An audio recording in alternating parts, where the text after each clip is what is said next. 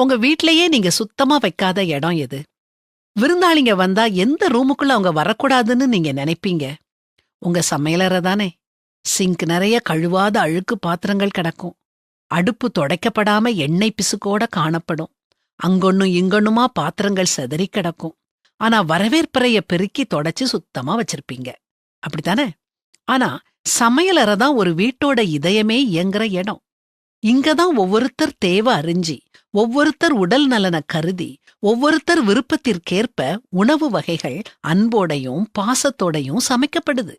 அம்மா சமைக்க, பிள்ளைங்க அங்க வந்து அம்மா கிட்ட பேசிக்கிட்டே சமைச்சுக்கிட்டு இருக்கிற உணவை எடுத்து கொறிக்க, ஒருத்தருக்கொருத்தர் கேலியும் கிண்டலும் செய்ய, குடும்ப உறவு பலப்படுறதே சமையலறை தான்.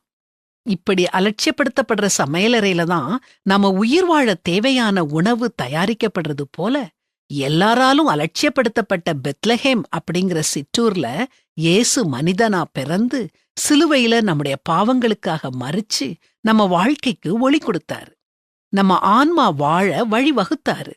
குமாரனாகிய அவருக்குள் அவருடைய ரத்தத்தினாலே பாவ மன்னிப்பாகிய மீட்பு நமக்கு உண்டாயிருக்கிறது அப்படின்னு வேதாகமத்திலையும் வாசிக்கிறோம்.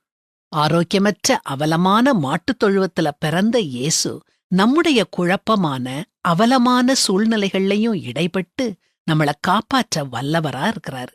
அதனால குற்ற உணர்வோட வாழாம இன்னைக்கே அவர் அண்டை வாங்க. அவர் உங்க வாழ்க்கையில இடைப்பட்டு உங்களை சுத்தமுள்ளவங்களா மாற்றுவார்.